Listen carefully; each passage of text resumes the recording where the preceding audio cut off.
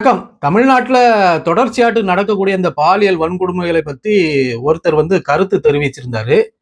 அந்த உத்தம புத்திரர் என்ன சொல்லியிருந்தாருன்னு நம்ம கொஞ்சம் பார்த்து வந்துருவோமா? குழந்தைகளுக்கான இந்த பாதுகாப்பு இது வெறும் சட்டம் ஒழுங்கு சம்பந்தப்பட்டது மட்டும்தானா அப்படின்னு கேட்டீங்கன்னா இல்ல. இது சமூக ஒழுங்கும் சம்பந்தப்பட்டு இருக்கு. சமூக ஒழுகல தனி மனித ஒழுங்கும் சம்பந்தப்பட்டு இருக்கு.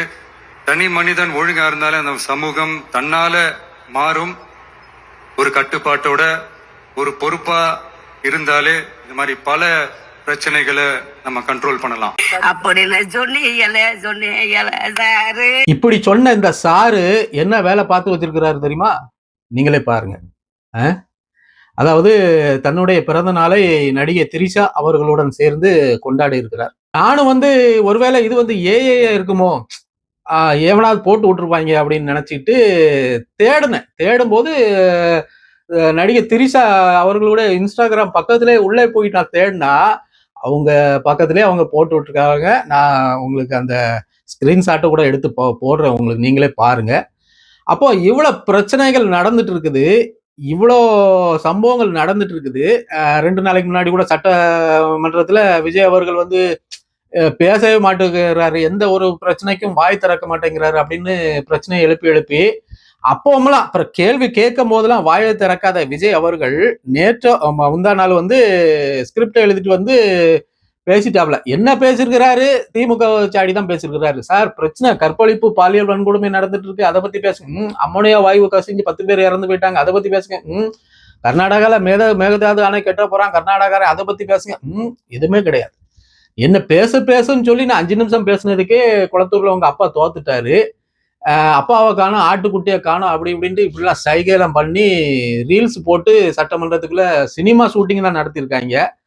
அப்போ இந்த போட்டோ எடுக்கும்போது இந்த போட்டோ எடுக்கும்போது அவங்களுக்கு தெரியும் இல்லையா, போட்டோ எடுத்திருக்கிறாங்க, போட்டோ எடுக்கிறோம் அப்படிங்கிறது அவங்களுக்கு தெரியும். இந்த பிரச்சனை வெளியே வந்துன்னா பயங்கர சர்ச்சைக்குள்ளாகும்னு அவங்களுக்கு தெரியும்.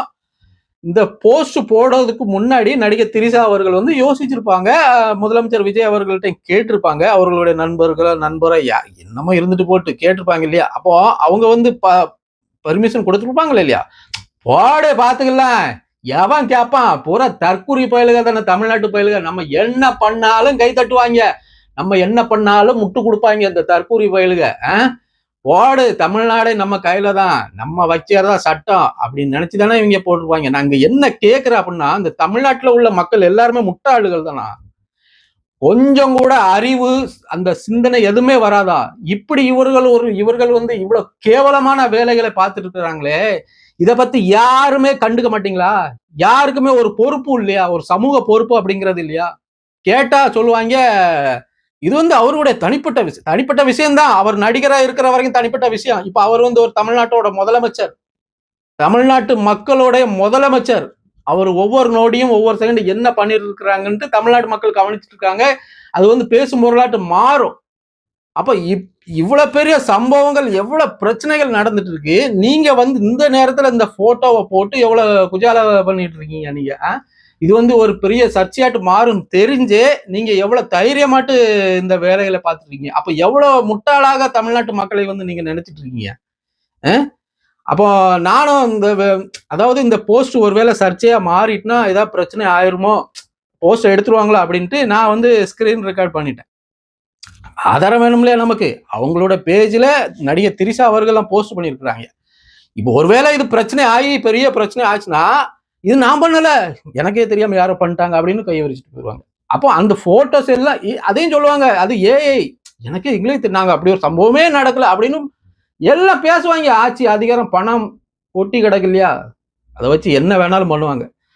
இது வரைக்கும் முதலமைச்சர் விஜய் அவர்கள் அடித்தட்டு மக்களை சந்திச்சிருக்கிறாரா?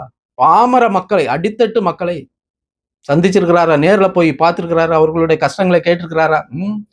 அவரு கூட நடிச்ச நடிகர் நடிகைகளை மொத்த பேரையும் கூட்டு வச்சு அவர் போட்டோ எடுத்து அழைகிறார்.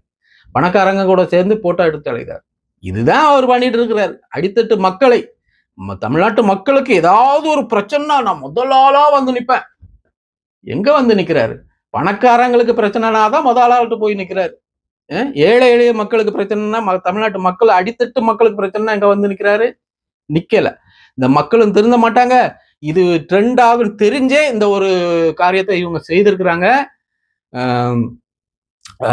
நமக்கு ஒரே ஒரு கேள்விதான், தமிழ்நாட்டு மக்கள் பூரா முட்டாள்களா? தமிழ்நாட்டுல இருக்கக்கூடிய இந்த பணக்காரன், ஏழை, நடுத்தர மக்கள் எல்லாருமே முட்டாள் தானே? அப்போ யாருக்குமே இந்த சமூக பொறுப்பு, ஒரு அக்கறை, ஒரு இந்த நாடு தமிழ்நாட்டை முன்னோக்கி எடுத்துட்டு போகணுங்கிற ஒரு கவலை எதுவுமே கிடையாது இல்லையா? உங்களுக்கு உங்க காரியம் நடந்தா சரி, அதுதானா? இது வந்து நிலைச்சிருக்காது எதுனாலுமே. சோத்துக்கு சிங்கி அடிக்கும் போதுதான் தெரியும் இதோட விளைவு என்னன்ட்டு. நிந்திருங்கள், மீண்டும் ஒரு காணொலியில் சந்திக்கலாம். நன்றி.